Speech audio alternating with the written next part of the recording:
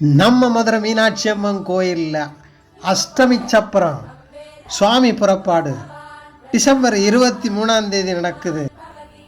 அன்னைக்கு அதிகாலை 5 மணிக்கு கோயிலிருந்து அம்மனும் சுவாமியும் புறப்பாடாகி யானைக்கல், வடக்கு வெளிவீதி, கீழே வெளிவீதி, தெற்கு வெளிவீதி, திருப்பரங்குன்றம் ரோடு வழியாக மேலே வெளிவீதி, குட்செட் தெரு, நாயக்க பூத்தரு, வக்கீல் பூத்தரு, கீழே மாசி வீதி வழியாக கோயிலை வந்து அடையும்.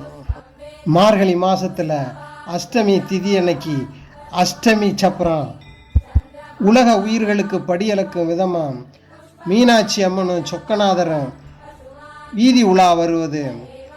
மீனாட்சி அம்மன் சப்பரத்தை பெண்களே வடம் பிடித்து இழுத்து வருவது.